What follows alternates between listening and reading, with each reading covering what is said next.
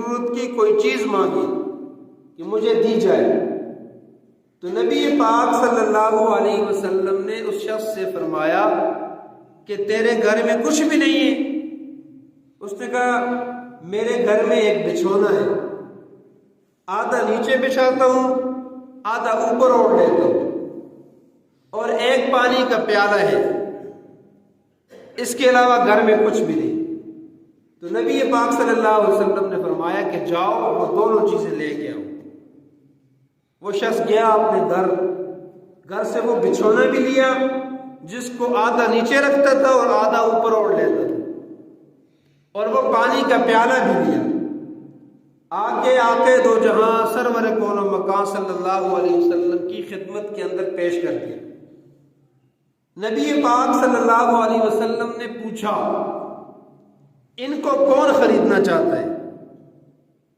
اسی محفل میں بیٹھے کسی صحابی نے عرض کیا یا رسول اللہ میں خریدنا چاہتا ہوں۔ کتنے درہم کے عوض میں؟ 2 درہم کے عوض میں۔ نبی پاک صلی اللہ علیہ وسلم نے وہ چیزیں اٹھائیں اور اس صحابی کو دے دی اور اس سے 2 درہم لے لیے۔ وہ 2 درہم لے کے اس ماننے والے صحابی کو دیے کہ یہ لو 1 درہم کا سودا اور سلف خریدو اور جا کے گھر چھوڑ دو، 1 درہم کا تم رسا اور کلاڑی لو اور جنگل جاؤ، جا کے لکڑیاں کاٹ کے لاؤ۔ اس نے ایسے ہی کیا، 1 درہم کا سودا لیا، وہ گھر میں چھوڑ دیا، 1 درہم کا رسا اور کلاڑا لیا اور اس کو بھیج دیا جنگل۔ وہ چلا گیا شخص، جنگل میں لکڑیاں کاٹی، پھر وہاں سے اس رسے میں لکڑیاں باندھی، شیر میں لا کے گھروں میں فروخت کر دی۔ اب اس کا کام تھا روز وہ جاتا جنگل میں لکڑیاں کاٹتا، بازار میں آ کے فروخت کر دیتا، پھر جاتا پھر فروخت کر دیتا۔ 10 یا 15 دن کے بعد دوبارہ نبی پاک صلی اللہ علیہ وسلم کی خدمت میں حاضر ہوا تو چہرہ شاش بشاش تھا۔ وہ جو کہتے ہیں نا انسان کے چہرے پہ گداگری کی جو نحوست ہوتی ہے، آج اس کے چہرے پہ وہ نہیں تھی، اور اس کے جیب کے اندر آج 10 درہم بھی پڑے ہوئے تھے، اور وہ جو چیزیں اس نے بچھونا بیچا تھا ایک تھا، آدھا نیچے لیتا تھا آدھا اوپر۔ آج اس کے پاس نیچے کے لیے علیحدہ سے میٹرس تھا اور اوپر اوڑھنے کے لیے علیحدہ سے کمبل تھا، 10 درہم پاس بھی تھے، اور اس نے آ کے دو جہاں سرور کون و مکان صلی اللہ علیہ وسلم کا شکریہ ادا کیا، یا رسول اللہ صلی اللہ علیہ وسلم آپ نے مجھے اس گداگری کی نحوست سے بچا دیا، آج میں محنت کرتا ہوں، مشقت کرتا ہوں، کماتا ہوں اور اپنے اہل و عیال کا گزر بسر کرتا ہوں۔ تو دین اس بات کی حوصلہ افزائی کرتا ہے کہ آپ محنت کریں، مشقت کریں۔ اور ایک حدیث پاک کے اندر آتا ہے کہ الکاسب حبیب اللہ، محنت کرنے والا، مشقت کرنے والا اللہ کا دوست ہے۔ کاسب کسب سے محنت کرنے والے کو کہتے ہیں۔ صحابہ اکرام رضوان اللہ تعالی علیہ مجمعین کا مجمع لگا ہوا تھا، اور باری باری سارے لوگ نبی پاک صلی اللہ علیہ وسلم سے مصافحہ کر رہے تھے اور جا رہے تھے، آتے ہاتھ ملاتے اور چلے جاتے، ہاتھ ملاتے اور گزر جاتے۔ نبی پاک صلی اللہ علیہ وسلم اپنی جگہ پہ تشریف فرما تھے، صحابہ کا مجمع اٹھ رہے، ایک ہاتھ ملاتے چلا جاتے، ہاتھ ملاتے چلا جاتے۔ ایک شخص آیا، اس نے نبی پاک صلی اللہ علیہ وسلم سے ہاتھ ملایا، تو نبی پاک صلی اللہ علیہ وسلم نے اس سے ہاتھ چھوڑے نہیں، پکڑ لیے اس کے ہاتھ اور پکڑے رکھے، پھر اس کے ہاتھوں کو کھول کے دیکھا، اور پھر 2 جہاں کے سردار پیغمبر نے اس کے ہاتھوں کو چوما اور دنیا والوں کو بتایا کہ اے دنیا والوں، یہ جس کے ہاتھ ہے یہ ایک مزدور ہے، اس کے ہاتھوں پہ چھالے پڑے ہوئے ہیں، یہ مشقت کرتا ہے، پتھر توڑتا ہے، محنت کرتا ہے۔ یہ 2 جہاں کا سردار پیغمبر اس مزدور کے ہاتھوں کو چوم کے امت کو تعلیم دے رہا ہے کہ تم نے ہاتھ پہ ہاتھ رکھ کے بیٹھے نہیں رہنا، بلکہ تم نے محنت کرنی ہے، مشقت کرنی ہے، اپنے آپ کو گداگری کی نحوست سے بچانا ہے۔ حسن بصری رحمہ اللہ وہ فرماتے ہیں اسی بات تناظر میں فرماتے ہیں کہ ایک شخص تھا، وہ میرے پاس آیا اور اس نے آ کر کہا کہ حضرت میں نے آج عجیب ماجرا دیکھا، میں نے دیکھا، میں راستے میں جا رہا تھا کہ میں نے دیکھا ایک شیر ہے، جنگل کا درندہ، شیر جس کو جنگل کا بادشاہ کہتے ہیں، اس نے ایک ہرن کو شکار کیا، اس کے بعد خوب پیٹ بھر کے کھایا، اس کے بعد تھوڑا سا گوشت اس نے منہ میں پکڑا اور جنگل میں اوپر والی سائڈ پہ سفر شروع کر دیا۔ تو میں بھی اس کے پیچھے ہو لیا۔ چلتے چلتے میں کیا دیکھتا ہوں کہ وہ شیر جو منہ کے اندر گوشت کا ٹکڑا لے کے گیا تھا، جنگل کے اوپر ایک کونے اور ایک غار کے اندر ایک نابینا اپاہج لومڑی بیٹھی ہوئی تھی، اس نے وہ جا کر اس کو وہ گوشت کا ٹکڑا دے دیا۔ تو میں بڑا متاثر ہوا کہ یہ اللہ تبارک و تعالیٰ کیسے کھلاتے ہیں۔ یہ اپاہج اور نابینا لومڑی ہے، یہ خود شکار نہیں کر سکتی، اور اللہ نے ایک شیر کو وسیلہ بنایا، وہ اس کے لیے شکار کر کے لاتا اور یہ کھا لیتی ہے۔ تو اللہ تو بغیر محنت کے بھی دے دیتا ہے۔ تو حضرت حسن بصری رحمہ اللہ نے فرمایا کہ اے بندے مومن، تو نے اس واقعے سے جو سبق حاصل کیا یہ ٹھیک حاصل نہیں کیا۔ تو نے اپنی ذات میں وہ اپاہج، کمزور اور نابینا لومڑی بننا پسند کیا، تو نے شیر بننا کیوں نہیں پسند کیا؟ چاہیے تو یہ تھا کہ تو دل میں اس بات سے سبق لیتا کہ کاش میں بھی شیر بن جاؤں، میں بھی دن کو شکار کروں، خوب کھاؤں اور اپنے زیر اثر غریبوں کو، مسکینوں کو، فقیروں کو، کمزوروں کو، اپاہجوں کو میں بھی اپنی محنت کے اس کمائی سے ان کو بھی کھلاؤں۔ تو نے کمزور اور اپاہج لومڑی بننا تو پسند کر لیا، شیر بننا کیوں نہیں پسند کیا؟ تو دین اس بات کی تعلیم دیتا ہے کہ انسان محنت سے جی نہ چرائے، انسان محنت کے لیے اپنے آپ کو کھپائے، مشقت کرے اور ہاتھ میں ہاتھ دھرے، دوسرے کا دست نگر ہو کے نہ بیٹھ جائے۔ حضرت حسن بصری رحمہ اللہ ہی کے زمانے کے اندر ایک شخص ان سے آ کے ملاقات کی اور عرض کیا، حضرت میں دوسرے شہر جا رہا ہوں، کئی عرصہ آپ سے ملاقات نہیں ہوگی، آج آخری دن تھا، سوچا کہ آپ کی ملاقات اور آپ کا دیدار کر کے چلا جاؤں، کہ پھر زندگی وفا کرے نہ کرے آپ کا دیدار ہو نہ ہو، سوچا آج ملاقات کرتے ہوئے جاؤں۔ ملے بڑے پرتپاک انداز میں، پھر وہاں سے رخصت ہو گئے۔ وہ جس علاقے کا بتایا تھا وہ وہاں سے مہینوں کی مسافت پہ تھا۔ ایک دو دن گزرے، حضرت حسن بصری رحمہ اللہ کو وہ شخص دوسرے یا تیسرے دن پھر اسی شہر میں چلتا ٹہلتا ہوا نظر آ گیا۔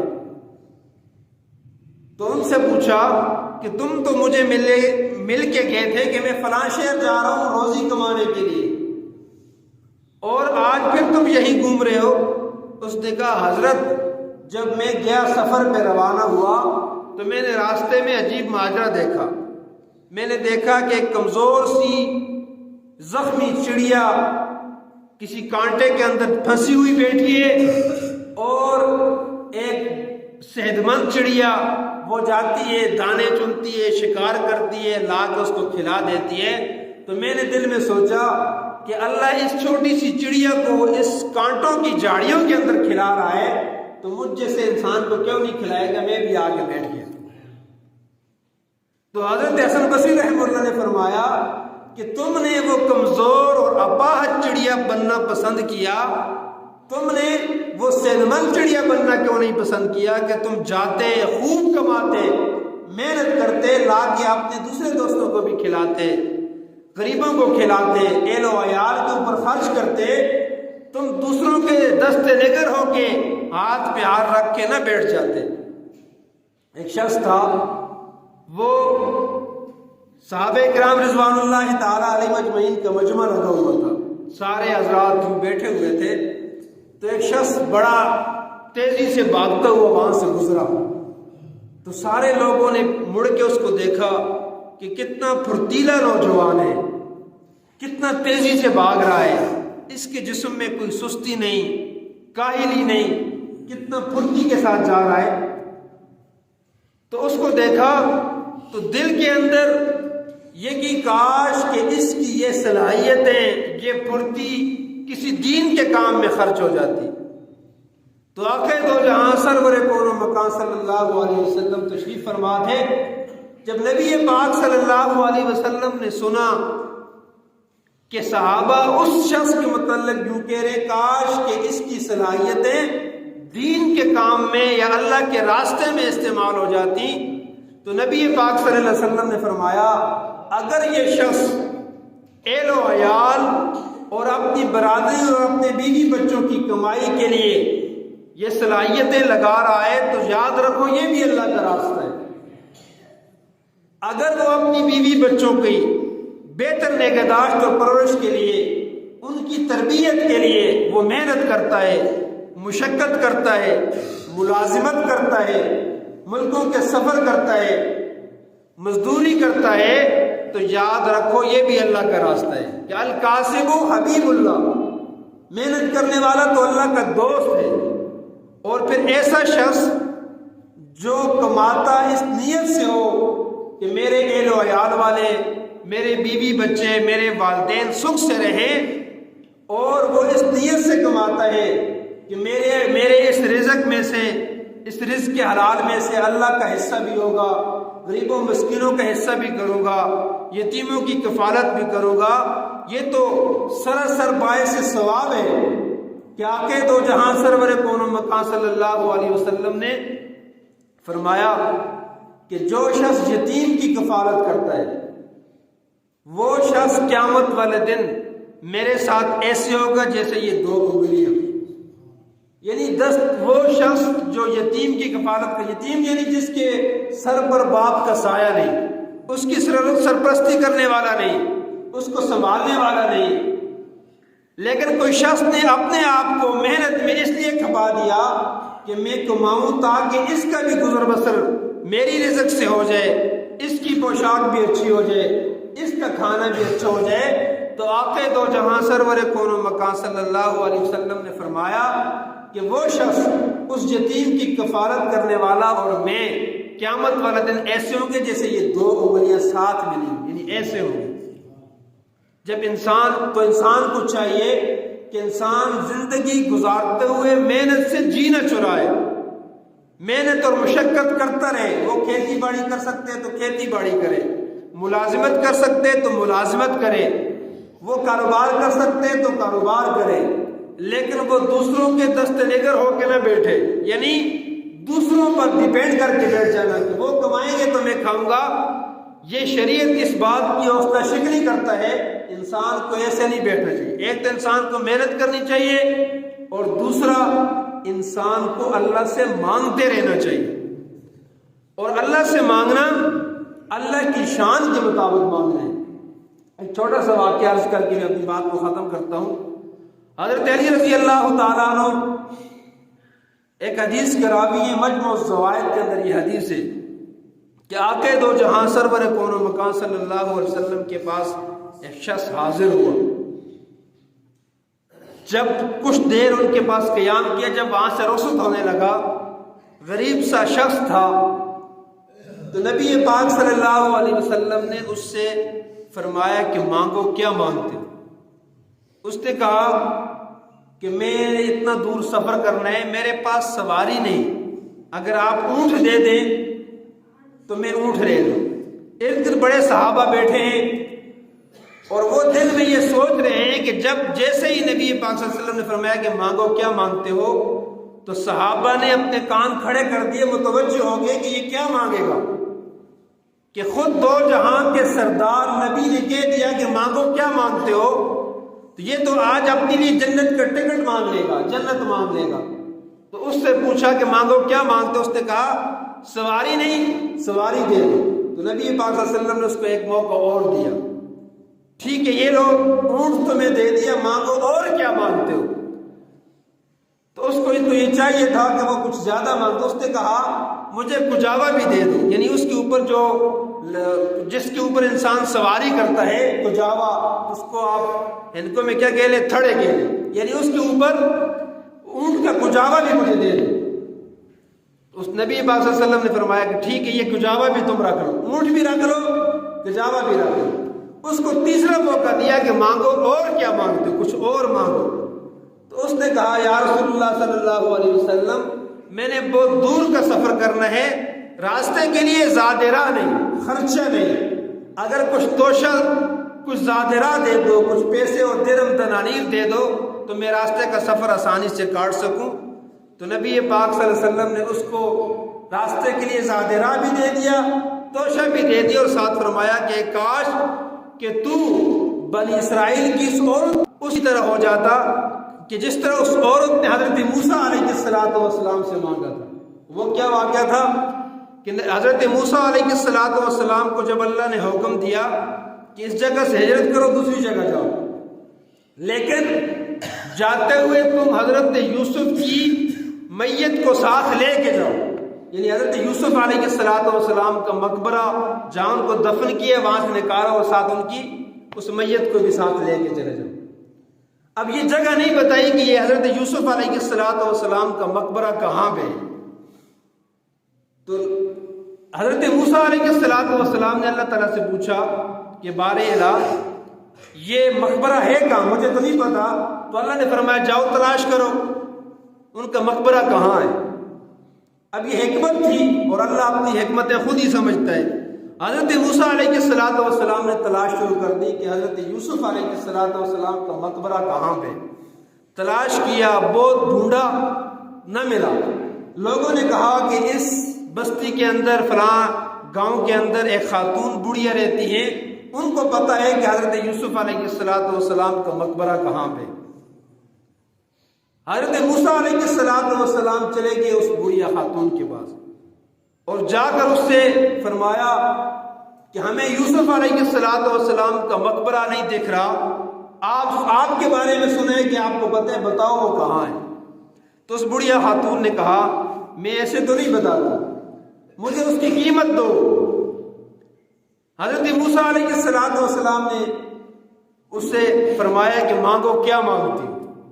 اس نے کہا کہ میں تم سے یہ مانگتی ہوں کہ مجھے اللہ سے یہ دعا کرو کہ اللہ تبارک و تعالیٰ جنت میں تمہارے پڑوس میں جس محلے میں تمہارا گھر ہوگا، جنت میں اس محلے میں میرا گھر بھی ہو، یعنی تمہارا پڑوس جنت میں چاہتی ہوں۔ تو حضرت موسیٰ علیہ السلام نے فرمایا کہ یہ تو ممکن نہیں کہ انبیاء کا درجہ اور ہوتے ہیں، پھر اولیاء ہوتے ہیں، پھر اتقیاء علماء ہوتے ہیں، پھر نیچے امت کی باری آتی ہے۔ اس سوسائٹی میں، یعنی اس جنت کے اس حصے میں تم گھر کیسے لے سکتی ہو جہاں انبیاء رہتے ہوں گے؟ یہ میرے اختیار میں تو نہیں، مجھے اس کے علاوہ کچھ اور بتاؤ، میں دوں تاکہ تم ہمیں اس مقبرے کا پتہ دو۔ تو اس بڑھیا خاتون نے کہا نہیں، میں نے تو آپ کا پڑوس مانگنا ہے، اگر اپنا پڑوس دے سکتے ہو تو میں پتہ بتاتی ہوں، وگرنہ نہیں بتاتی، جاؤ۔ حضرت موسیٰ علیہ السلام نے اللہ تبارک و تعالیٰ سے پوچھا بار الہ اب کیا کیا جائے؟ تو اللہ تبارک و تعالیٰ نے فرمایا کہ موسیٰ یہ بڑھیا جو مانگ رہی ہے اس کے آگے ہاں کرنا تمہارا کام ہے، اس بڑھیا خاتون کو تمہارا پڑوس دینا میرا کام ہے، میں دے دوں۔ تو نبی پاک صلی اللہ علیہ وسلم نے اس مانگنے والے شخص سے فرمایا کہ کاش کہ تم بنی اسرائیل کی اس عورت کی طرح کچھ اچھا مانگتے، میں نے تمہیں 3 موقع دیے تھے لیکن تو نے تینوں موقع ضائع کر دیے۔ تو اللہ سے مانگو تو اللہ کی شان کے مطابق، یہ پوری بات سنانے کا مقصد یہ تھا جب انسان اللہ سے مانگے تو اللہ کی شان کے مطابق مانگے۔ ایک انسان محنت کرے، دوسرا اللہ سے مانگتا رہے۔ جو کچھ کہا سنا رب تعالیٰ مجھ سے میں آپ سب کو عمل کرنے کی توفیق عطا فرمائے۔